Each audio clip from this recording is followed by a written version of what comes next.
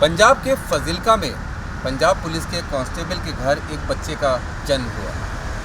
बच्चे को देखकर माँ बहुत खुश हुई। बच्चा एकदम चमकता हुआ था। माँ को बहुत सुंदर लगा। माँ ने उसका नाम लॉरेंस रखा। लॉरेंस का मतलब होता है चमकता हुआ, खिला खिला।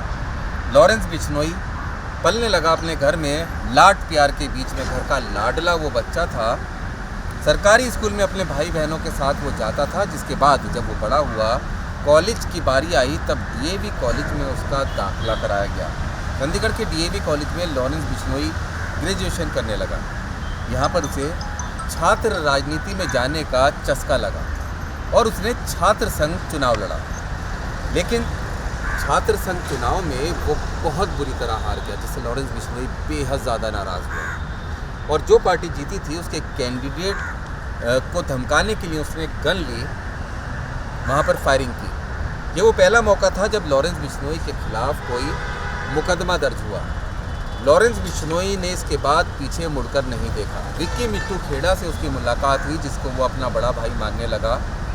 जिसके बाद दुश्मनी के चलते विक्की मिट्टू खेड़ा की हत्या हो गई। अब लॉरेंस बिश्नोई ने पूरी तरह से अपराध की दुनिया में अपने कदम रख दिए। विक्की मिट्टू खेड़ा की हत्या का बदला लेने की धुन उसके ऊपर सवार हो गई और वो जग्गू भगवानपुरिया के संपर्क में आया। जग्गू भगवानपुरिया पंजाब का एक बड़ा गैंगस्टर था, ड्रग सप्लायर था, तस्कर था, हथियारों का तस्कर और सप्लायर था। जग्गू भगवानपुरिया का पूरा नेटवर्क पाकिस्तान से लेकर पंजाब तक फैला हुआ था। पाकिस्तान से जग्गू भगवानपुरिया के इशारे पर ही हथियारों की तस्करी होती थी, ड्रग्स की तस्करी होती थी और लॉरेंस बिश्नोई ने जग्गू भगवानपुरिया को अपना गुरु मान लिया। जिसके बाद विक्की मिट्टू खेड़ा की हत्या का बदला लेने के लिए लॉरेंस बिश्नोई ने ताबड़तोड़ वारदातें की और इसी बीच में गोल्डी बरार से भी उसकी मुलाकात हुई। गोल्डी बरार और लॉरेंस बिश्नोई के बीच में दोस्ती बहुत ज़्यादा जम गई। साल 2020 में लॉरेंस बिश्नोई के चचेरे भाई की भी दुश्मनी में हत्या कर दी गई, जिसका बदला लेने की इन दोनों ने ठाली। इनको पता चला कि गोल्डी बरार के चचेरे भाई की हत्या करने वाले हत्या के आरोपियों को सिद्धू मूसेवाला ने अपने यहाँ पर पनाह दी थी और यहीं से सिद्धू मूसेवाला के साथ इनकी अदावत की शुरुआत हुई। सिद्धू मूसेवाला की हत्या करने की इन्होंने पहले भी कई बार कोशिश की, लेकिन सिद्धू मूसेवाला बच गए, उनको सुरक्षा मिल गई। गनर्स के साथ वो रहने लगे।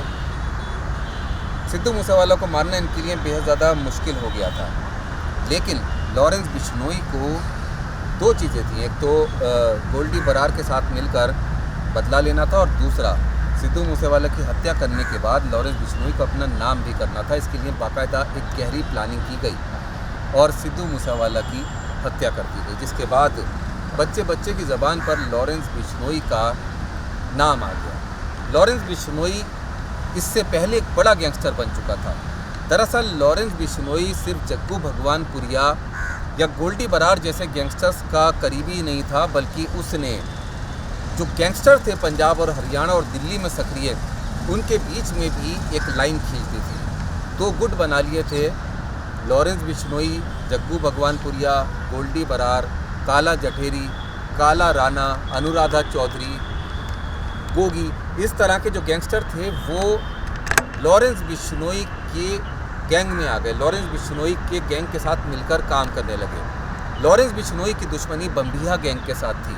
दर्जनों गैंगवार की वारदातें हुई। बम्बिया गैंग से जुड़े हुए कई गैंगस्टर्स लॉरेंस बिश्नोई के शूटर्स के हाथों मारे गए। आलम ये हो गया कि लॉरेंस बिश्नोई सोशल मीडिया पर भी एक्टिव होने लगा। सोशल मीडिया पर लॉरेंस बिश्नोई के गुणगान करने वाले कई पेज बन गए। सोशल मीडिया से ही वो अपने शूटर्स को रिक्रूट करने लगा। जो पंजाब में हरियाणा में जो युवा अपराध की तरफ जा रहे थे, उनका एक रोल मॉडल के तौर पर लॉरेंस बिश्नोई सामने आया। बिश्नोई कुनबे में जन्म लिया था लॉरेंस बिश्नोई ने। बिश्नोई समाज की मान्यता काले हिरन को लेकर बहुत ज़्यादा है, उसकी पूजा करते हैं, उसको बहुत ज़्यादा पवित्र मानते हैं। अब यहीं पर सलमान खान का नाम भी सामने आया। काले हिरन के शिकार मामले में सलमान खान के ऊपर एफआईआर दर्ज हुई, उनके ऊपर आरोप लगा और लॉरेंस बिश्नोई के टारगेट पर अब सलमान खान आ गया।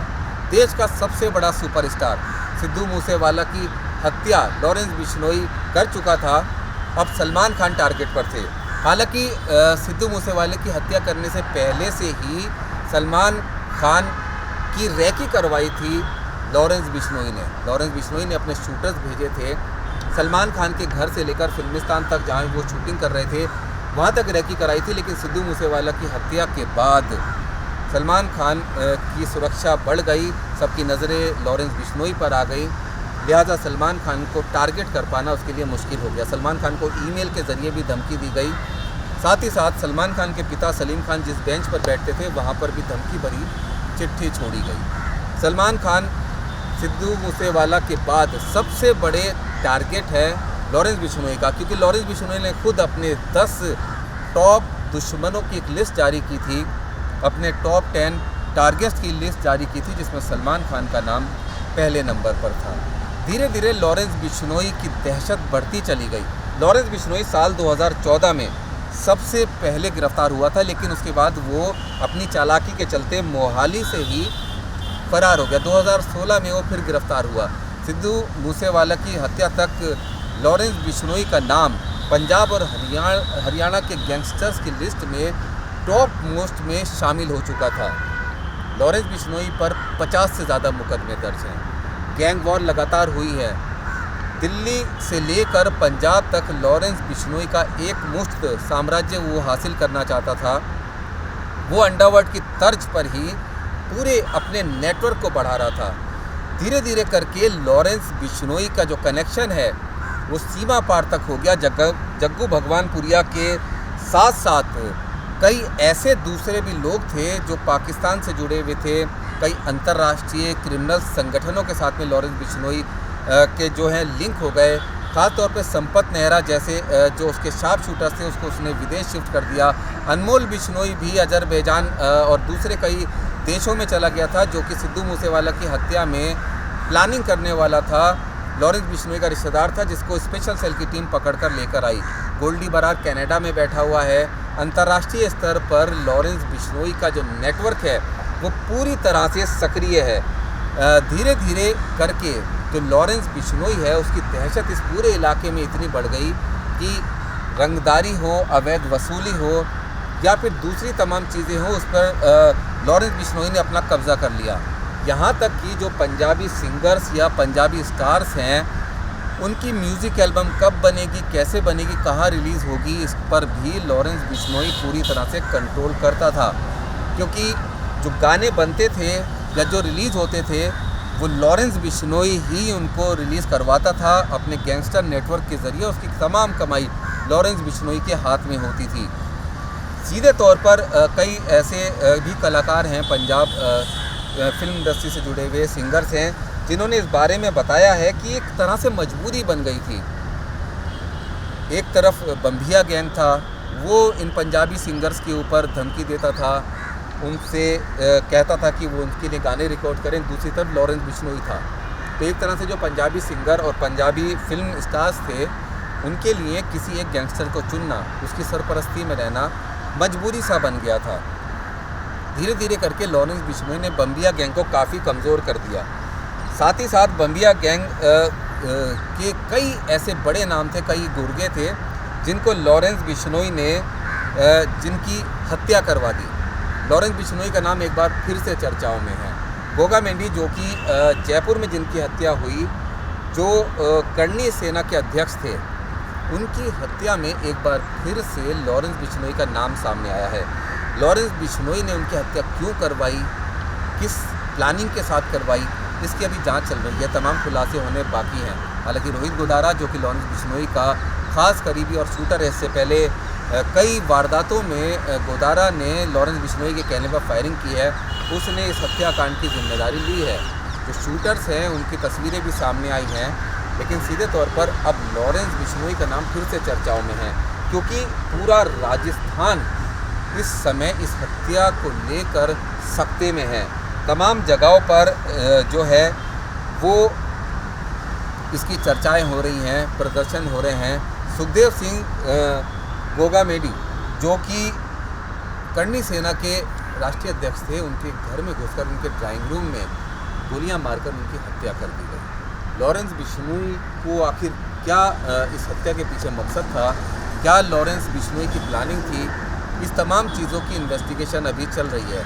लेकिन सीधे तौर पर लॉरेंस बिश्नोई भारत का एक बड़ा गैंगस्टर बनना चाहता था और धीरे धीरे करके वो उस तरफ अपने कदम बढ़ा रहा। तिहाड़ जेल के अंदर लॉरेंस बिश्नोई को रखा गया था, जिसके बाद पंजाब पुलिस लॉरेंस बिश्नोई को सिद्धू मूसेवाला की हत्या के मामले में पूछताछ करने के लिए ले गई, जहाँ पर लॉरेंस बिश्नोई के वकील की तरफ से कहा गया था कि उसका एनकाउंटर हो सकता है।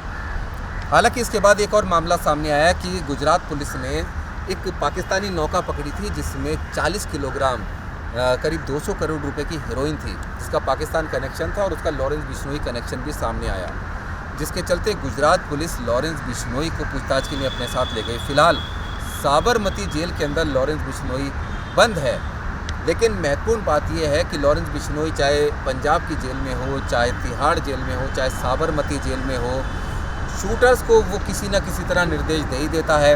गोल्डी बरार तक उसका मैसेज किसी न किसी तरह चला ही जाता है और जिस वारदात को लॉरेंस बिश्नोई अंजाम देना चाहता है उसको उसके शूटर्स किसी न किसी तरह से अंजाम दे ही देते हैं और जो उसका टारगेट होता है उसकी हत्या करने में पीछे नहीं हटते।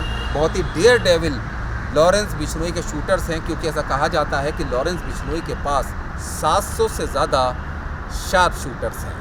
Numan Ullah Khan, News Nation, Delhi.